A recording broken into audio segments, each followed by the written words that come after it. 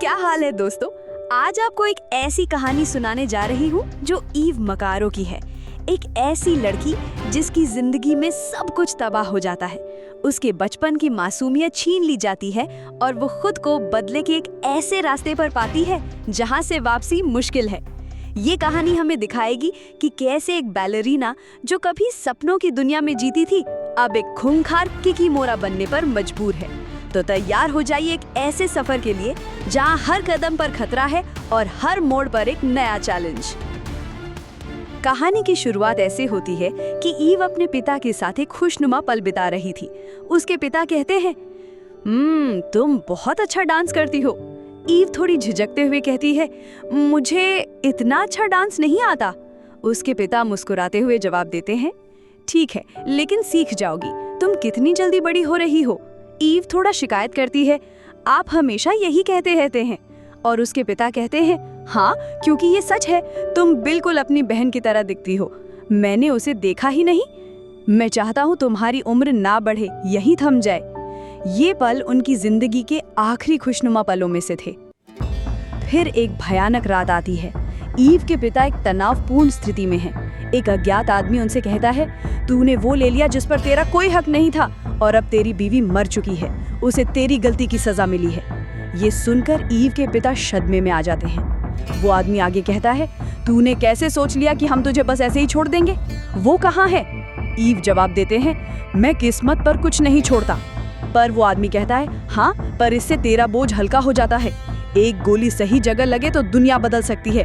गोली अच्छी या बुरी नहीं होती, उसे इस्तेमाल करने के तरीके से हम अच्छे या बुरे बनते हैं। तुझे फैसला करना होगा, किसी एक को चुन ले। खुद को गोली मारे तो तेरी बेटी जिंदा रहेगी। अगर मुझे मारा तो तू और तेरी बेटी साथ में मरोगे। तो तू किसे मारेगा? फैसला तो कर लेगा, पर क्या उसे पूरा करने का दम भी है? ईव चिल्लाती है, पापा। उसके पिता उसे दिलासा देते हुए कहते हैं, ए बेबी, मेरी तरफ देखो, डरो नहीं, चलो। पर वो बच नहीं पाते। इस भयानक घटना के बाद ईव को नॉगी नाम की एक महिला अपने साथ ले जाती है। नॉगी उसे बताती है कि उसे रुस्का रोमा के साथ रहना होगा। ईव मिस्टर विंस्टन का धन्यवाद कहती है। Thank you mister Winston. Mister Winston जवाब देते हैं, ओह, ये तो मेरा फर्ज था मिस मकारो, और याद रखना कि मैं हमेशा तुम्हारी सेवा में हाजिर हूँ। नॉगी अपना परिचय देती है, मेरा नाम नॉगी है। ईव नॉगी से पूछती है, आप मेरे पापा को जानती थी?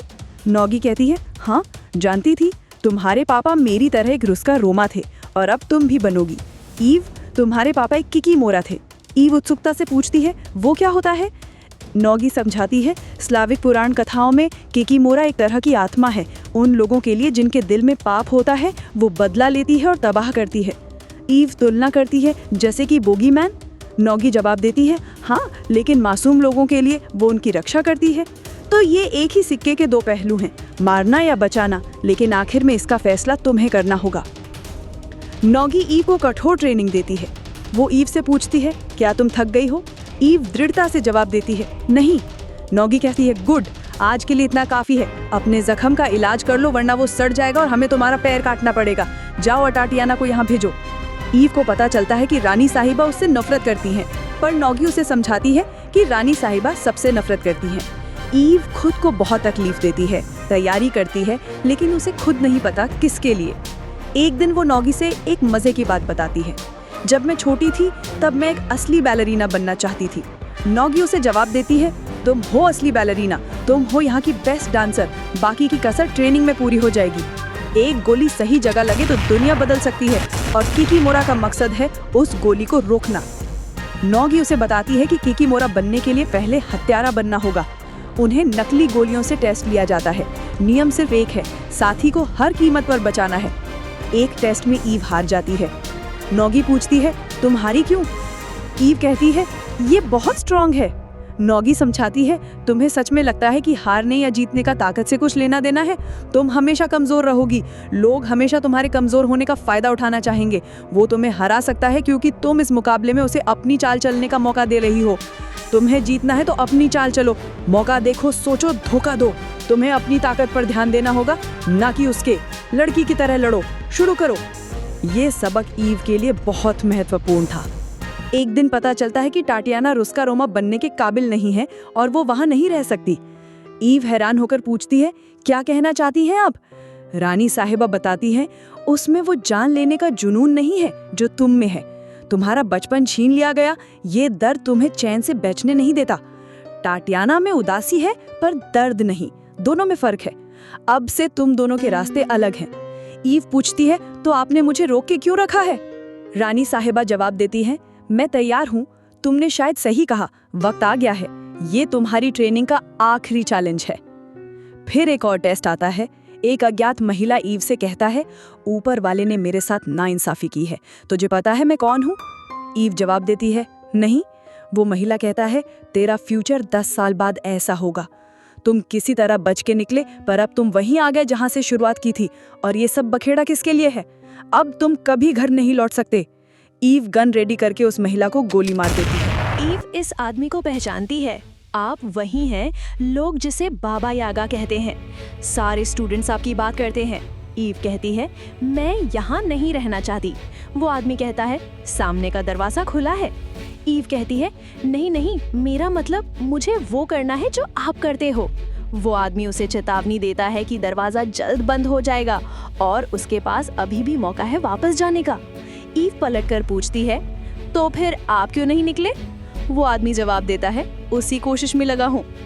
डायरेक्टर को लगता है कि ईव अपने पहले कॉन्ट्रैक्ट के लिए तैयार है। उसे कैटला पार्क नाम की एक लड़की को बचाना है। कैटला के पिता उनके एक खास क्लाइंट है और उन्हें डर है कि उनके प्रतिद्वंदी उनकी बेटी को किडनैप कर सकते हैं।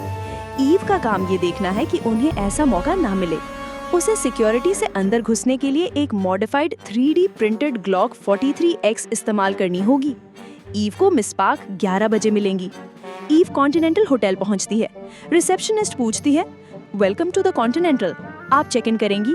ईव जवाब देती है, नहीं नहीं, मैं यहाँ बात करने आई हूँ मैनेजर से। रिसेप्शनिस्ट पूछती है, क्या वो जानते हैं कि आप आने वाली हैं? ईव कहती है, नहीं, वो नहीं जानते। रिसेप्शनिस्ट उसका नाम पूछती है और वो बताती है, ईव मकारो, रुस्का रोमा से। मिस्टर विंस्टन उससे मिलने आते हैं और कहते हैं, ईव मकारो रुस्का रोमा से, तुम्हें फिर से देखकर बहुत खुशी हुई, बैठो। मिस्टर विंस्टन ईव से पूछते हैं कि तुम यहाँ क्यों आई हो? ईव जवाब देती है, मैं उस गैंग को ढूंढ रही हूँ जिन्होंने मेरे पापा को मारा। वो मिस्टर विंस्टन उसकी बात को नज़रअंदाज करने की कोशिश करते हैं और उसे सलाह देते हैं कि कुछ बातें ना जानना ही उसके लिए सही होगा। लेकिन ईव कहती है, लेकिन जानना तो है, इस जानने की चाहत ने ही हमें जन्नत से बाहर निकाल दिया था। मिस्टर विंस्टन पूछते हैं, क्या तुम फिर से बेदखल होने को तैयार हो ईव? वो ईव को इतना बता सकते हैं कि ये कोई गैंग नहीं बल्कि एक गुट है जो सिर्फ पैसों के लिए नहीं बल्कि मजे के लिए भी मारते हैं। वो कॉन्टिनेंटल में रुकते हैं। मिस्टर विंस्टन ये भी बताते हैं कि एक आदमी जिसके हाथ पर खास निशान है इस वक्त प्राग में उनके एक होटल में रुका हुआ है। ईव को पता चलता है कि डैनियल पाइन नाम के एक शख्स का कॉन्ट्रैक्ट निकला है जिस पर 20 लाख का इनाम है। वो प्राग कॉन्टिनेंटल के रूम नंबर 315 में छिपा हुआ है और हद से ज्यादा रूम सर्विस, खासकर आइसक्रीम का ऑर्डर दे रहा है। उसे मीठा पसंद है। तभी ईव लिफ्ट में फंस जाती है और एक और लड़की एला मिलती है। एला के डैडी एक कमरे में है। ईव एला को अपने पीछे छिपा लेती है और पूछती है कि उन्हें क्या चाहिए। ईव एला के डैडी को बताती है कि जब वो बच्ची थी तब उन्हीं के गैंग के लोगों ने उसके पापा का कत्ल किया था। वो सिर्फ ये जानना चाहती है कि वो लोग कहाँ मिलेंगे, कि उसने एक दलदल में पांव डाल दिया है। कॉन्ट्रैक्ट सर्विस को बताया जाता है कि डैनियल पाइन का इनाम डबल कर दिया गया है। ईव को ये भी पता चलता है कि जिन लोगों को वो ढूंढ रही है उन्होंने होटल को घेर लिया है। वो एला को मारकर ले जाना चाहते हैं। ईव एला को बचाने की कोशिश करती है। एला के डैडी ईव से मदद मांगते हैं। प्लीज डैडी, क्या हम मरने वाले हैं? आदमी जवाब देता है, नहीं नहीं बेबी, नहीं, ऐसा कुछ नहीं होगा, ये तुम्हें बचा लेगी। कॉन्टिनेंटल सिक्योरिटी को बताया जाता है कि लड़की मिल गई है और वहाँ एक औरत भी थी जो शायद एला के लिए आई थी। ईव को चेकआउट करने के लिए कहा गया। वह समझ जाती है कि अब उसे अकेली ही शिकार पर जाना होगा। वह एक दुकान पर जाती है जहां उसे शक्तिशाली हथियार दिखाए जाते हैं। एक वेंडर उसे V7 हैबिंजर TTI गन दिखाता है जो 308 के 30 राउंड और ट्रेजिकॉन एक्यूपॉइंट 106 ऑप्टिकल से लैस है। ये एक भालू का सर उड़ा सकता है। इतने में उस गुट के बंदे आकर हमला करते हैं। ईव मौका पाकर एक एक करके बंदों को मारने लगती है, सभी को खत्म कर देती है। ईव को पता चलता है कि गैंग का ठिकाना किसी को नहीं पता, क्योंकि जो कोई भी उन्हें ढूंढने गया वो कभी वापस नहीं आया।